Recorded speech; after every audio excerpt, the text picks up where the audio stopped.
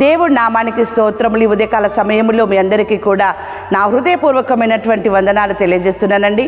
ఈ ఉదయకాల సమయంలో దేవుడు మీతో మాట్లాడుతున్నటువంటి మాట, దేవుడు మిమ్మును పిలుస్తూ ఉన్నాడు. అవును దేవుని బిడ్డలారా, మానవులు పిలవడము వేరు, కానీ ఒక మానవుణ్ణి దేవుడు పిలుస్తూ ఉన్నాడు. ఎందుకు దేవుడు పిలుస్తూ ఉన్నాడు?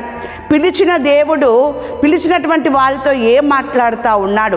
ఈ ఉదయకాల సమయంలో వాక్యం చూసినట్లయితే యెషయా గ్రంథము 43వ అధ్యాయము 1వ వచనములో, భయపడకము, పేరు పెట్టి నిన్ను పిలిచి ఉన్నాను, నీవు నా సొత్తు.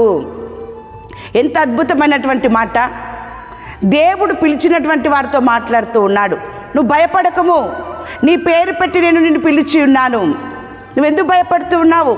ఎవరు నన్ను పిలిచింది అని నువ్వు అనుకుంటున్నావేమో, సందేహపడుతున్నావేమో, కలవరపడుతున్నావేమో. నీ దేవుడైన యెహోవాను నేనే నిన్ను పిలిచి ఉన్నాను, పేరు పెట్టి నిన్ను పిలిచి ఉన్నాను, నీవు నా సొత్తు. ఎంత అద్భుతమండి! దేవుడు స్వయంగా తానే తన స్వరమెత్తి మిమ్మల్ని పిలుస్తూ ఉన్నాడు, మీతో మాట్లాడుతూ ఉన్నాడు. నీ ఉన్నటువంటి స్థితి ఏంటిది? నీకున్నటువంటి అధికారం ఏంటిది? నువ్వు ఎవరికి సొత్తు అనేది ఆయన మాట్లాడుతూ ఉన్నాడు, మీకు తెలియజేస్తూ ఉన్నాడు. నీవు సాతాను గాడికి కాదు సొత్తు, ఈ లోక ఆశలకి, లోక శరీరానికి కాదు నువ్వు సొత్తు, దేవునికి సొత్తాట. నీవు దేనికి నువ్వు భయపడుతున్నావు? ఆయన నిన్ను పేరు పెట్టి పిలిచి ఉన్నాడు.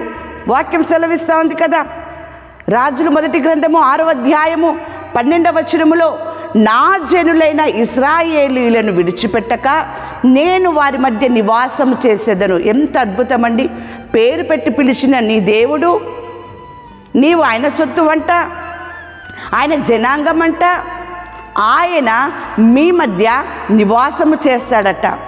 అంతేకాదు దేవుని బిడ్డలారా, 20వ కీర్తన 4వ వచనములో ఆయన అంటూ ఉన్నాడు, నీ కోరికను సిద్ధింపజేసి నీ ఆలోచన యావత్తును సఫలపరచుద్దును. నీ మధ్యలో ఆయన నివాసం చేస్తూ నీ కోరిక ఏంటిదో ఆయన దాన్ని నెరవేరుస్తాడట.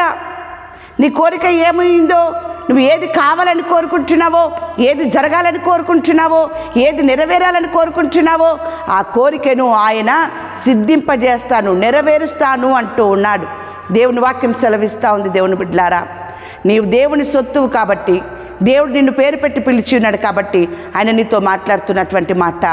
ఎఫెసీయులకు రాసిన పత్రిక 6వ అధ్యాయము 13వ వచనము, శక్తిమంతులగునట్లు మీరు శక్తిమంతులగునట్లు బలహీనులు కాకుండా, భయముతో కూడినటువంటి మనసు కలిగి మీరు ఉండకుండా, మీరు శక్తిమంతులగునట్లు దేవుడిచ్చు సర్వాంగ కవచమును ధరించుకొనుడి.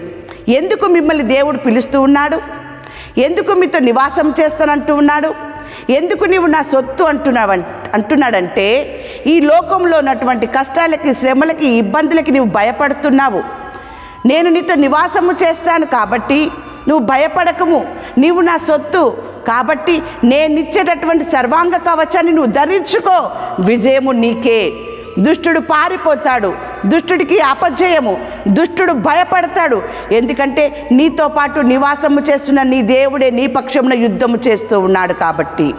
దేవుని వాక్యం సెలవిస్తూ ఉంది. దేవుని బిడ్డలారా, మీరు దేనికి పిలువబడ్డారట?